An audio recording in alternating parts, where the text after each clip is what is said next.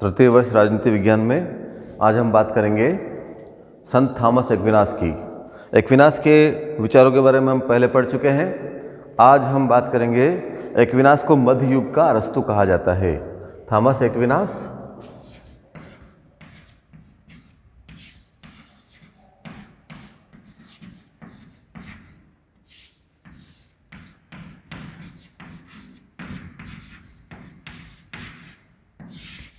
संत Thomas Aquinas मध्य युग का अरस्तु।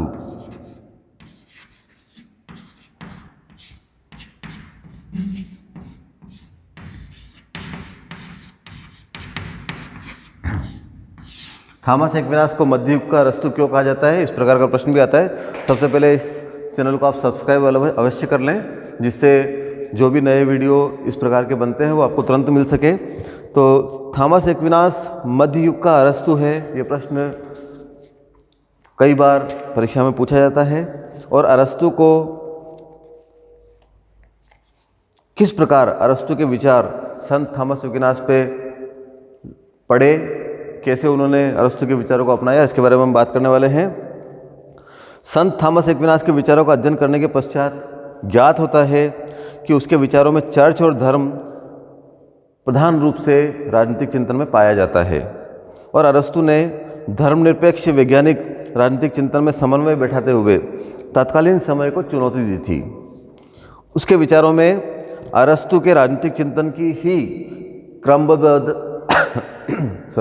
क्रमबद्धता और वैज्ञानिकता दिखाई देती है। एक्विनास ने अरस्तु के चिंतन को अपनी विचारधारा का आधार बताया है। यह एक ईसाई धर्मशास्त्री था और उसने अरस्तु की ईसाईयत की पृष्ठभूमि को विकसित किया। कुछ विद्वान उसे ईसाई अरस्तु भी मानते हैं।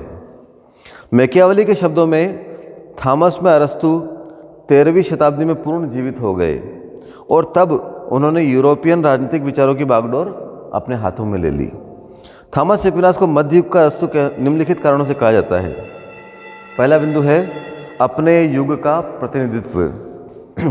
थॉमस एक्विनास को मध्य युग का अरस्तु इसलिए कहा जाता है कि उसने अपने युग का प्रतिनिधित्व किया। फास्टर ने उसे मध्ययुगीन विचारधारा का उसकी संपूर्णता में प्रतिनिधित्व करने वाला बताया है। वह एक समन्वयवादी विचारक था।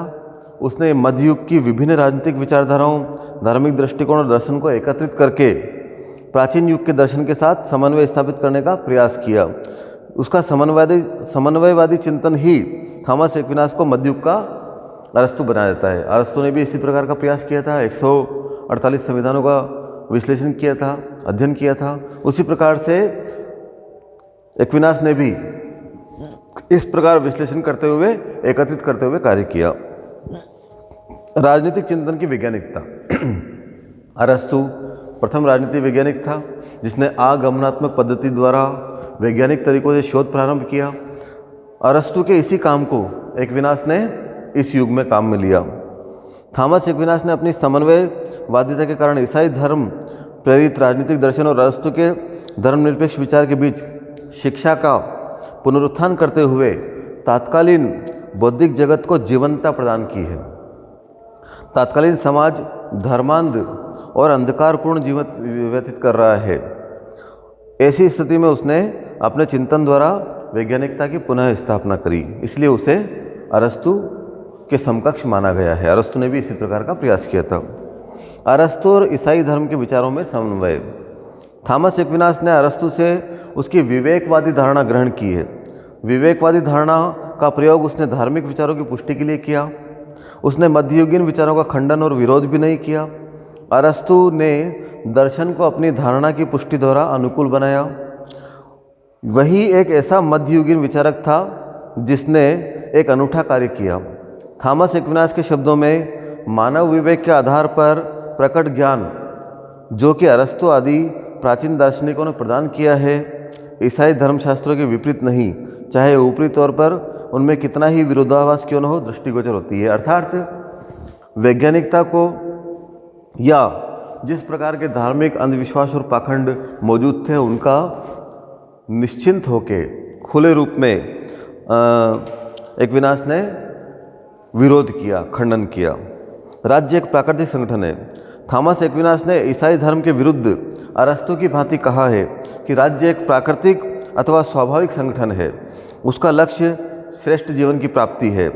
थॉमस एक्विनास राज्य के संबंध में अरस्तु के इस मत से सहमत था कि राज्य व्यक्ति की पूर्ण प्राकृतिक आत्म अभिव्यक्ति की प्राप्ति का साधन है, यानी राज्य साधन है। जैसे अरस्तु ने कहा वैसे ही एक्विनास ने कहा है। मानवीय विवेक और ईश्वरीय विवेक। एक्विनास ने कहा है कि मानवीय विवेक ईश्वरीय विवेक के दर्शन का एक साधन है। उसने कहा कि अरस्तु का दर्शन जो मान्य विवेक पर आधारित है, पूर्ण सत्य का प्रतिनिधित्व नहीं करता। विवेक आधारित इस राज्य के ऊपर आस्था पर आधारित एक और सत्य है जो ईसाई धर्म के माध्यम से प्रकट हुआ है। यह सत्य मानवीय विवेक के सत्य से बड़ा सत्य है क्योंकि यह ईश्वरीय विवेक पर आधारित है, लेकिन ईश्वरीय सत्य को प्राप्त करने के लिए मानवीय विवेक की सत्यता आवश्यक है। एक्विनास ने अपने धार्मिक विचारों और अरस्तु के धर्मनिरपेक्ष विचारों में समन्वय स्थापित कर दिया है। विधि का शासन।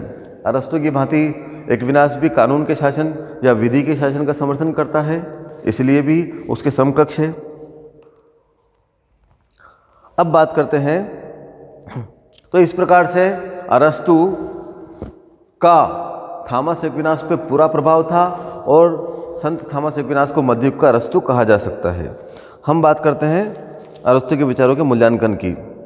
मध्ययुग में थॉमस एक्विनास जैसे विचारक और दार्शनिक का जन्म बड़ी महत्वपूर्ण घटना है।